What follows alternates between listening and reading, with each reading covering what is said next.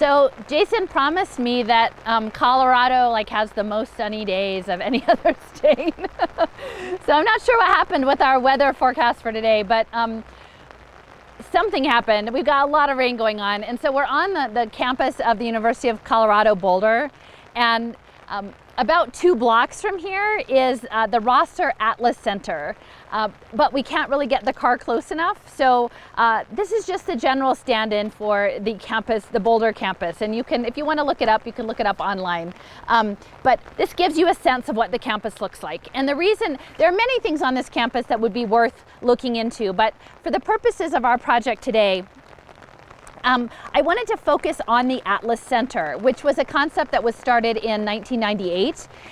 It took a number of years to get underway. Eventually, a 66,000 square foot building was set up dedicated to innovative learning. Originally started out as a graduate program and then eventually expanded to include a Bachelor of Science. And the focus of this, even though it's in the Applied Engineering and Computing Science department, or Engineering and Applied Sciences department, it's very much about melding creativity into the sciences, because I believe that that's really what the AI machine learning needs most at this point, is to try to quantify our creativity in terms of communication, poetry, dance, art, and digitize it and get it into the metaverse. And so that is a primary focus right now. So a lot of this is being framed as creating human-centered computing. But remember, it's always an inversion, because it's not really about making the computers more accessible to us. It's about making us more accessible to the computing systems. Most of the projects in the program are dedicated to project-based learning. And they cover everything from, and I'm going to read through some of the specialties of the lectures in a moment, game design is central, nano engineering, electronic textiles, all sorts of things that are going on. And so, there is, within the master's track, one of the tracks is actually focused on social impact, and the lecturer for social impact, her name is Erica Palmer.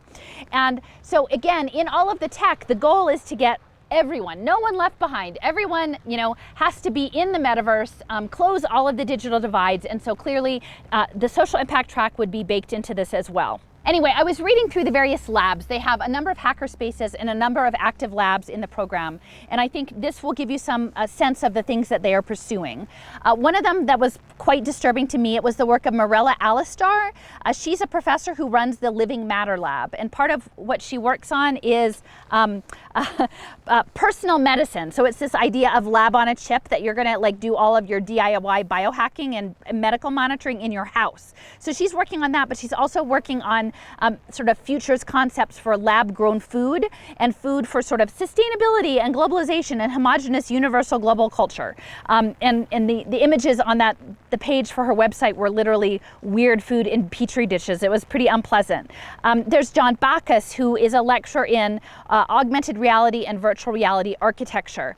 Now, I do want to mention, and I forgot to say this before when we were at NVIDIA, this idea of creating a gamified metaverse that you subscribe to, and how that fits in with social impact, is that some of this is, their goal is to erase the negative things about the world. And in one of the webinars that I looked at, there was a guy who was a professor at UT Austin, and he was really excited about virtual reality, real-time virtual reality, walking around enclosed in his own virtual world. And he said, he could put Disney eyes on his VR headset so that you could interact with him, and that these VR headsets would solve problems like homelessness because you could just make those people disappear.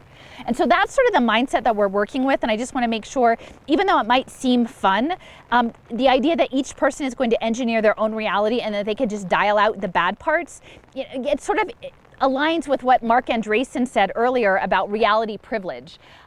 He's sort of asserted that anyone who is advocating for the real world is hopelessly outdated and possibly racist, because the real world will never be made better, and the only hope for justice and equity is in the metaverse. And that's the narrative that they want to sell people on, and that's why they want people to feel like creators, and they want to uplift this idea of the creative economy, but it's all creative in the binary ones and zeros in pixels. It's not actually real creation. So again, when you're looking at augmented reality and virtual reality, it's situated in that context. There's another lab called What Lab, and it's focused on games and experimental sound. So acoustics are part of this. Carson Bruns, he runs the Laboratory for Emergent Technologies, which is looking at creative nanomolecular engineering. And a lot of that actually involves down to like hybrid life forms. There's Rusha Cohen, who is the director of global mental health. So you can imagine where like creativity and the metaverse fits into the global mental health program, right? Oh, is something bother you? You can just disappear out of your reality, right? Like how wonderful, and then we'll get impact credits for that for our investors. Increasingly, lots of interest in different types of interfaces with haptics. And I think it seems like what they're looking at is trying to turn the world into data and math, and then develop ways in which people who don't have a computing or mathematical or physics-based mindset can start to interact with it and create templates that enable us to interact with the world as data in ways that they find exciting, but to me, I find it really troubling that you would want to reduce the world to data. So there are these different sorts of human-computer interfaces and interactions. Laura Devendorf with Smart Textiles. Ellen Yi Luen Do, she's working on these different kinds of haptics, gamification, so that you can interact with the metaverse in different ways.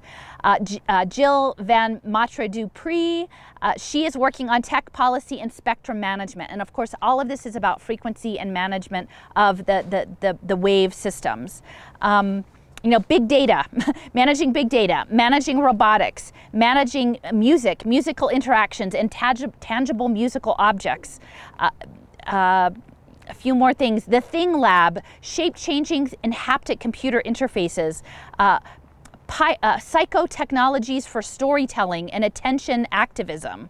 You know, what does that mean? Literally, this is Annie Margaret, teaching assistant professor for storytelling, psychotechnologies, and attention activism. Now you mesh that with Dan Novi's programs in synthetic programmable hallucinations and some of your mental health programs, and it becomes quite troubling. So, I mean, it goes on, but I mean, I think this gives you some sense of the types of things that are happening on college campuses and the types of things that are being made to be normalized, right? That the real world is going to be off limits, and we are going to be driven into the metaverse because it's the new empire, it's the new area of enclosures, it's the new subscription-based reality, it's the new personalized precision reality that will engineer you to, you know, the human plus, you know, new stage of evolution. And, you know, it happens on these, like, you know, just like Austin, right? These lovely campuses that are very hard to get into and cost a lot of money. And you send your children here and then they teach them, you know, that the future is to live in the metaverse, you know, and I say that as a parent of a college age child right now. Like, is this, you know, you pay $50,000 a year to have your kid realize that the real world isn't worth anything and that their only validation is to be a creator of something that is fully virtualized and subject to manipulation, both for impact markets and the military. So anyway, that's the Atlas Research Center.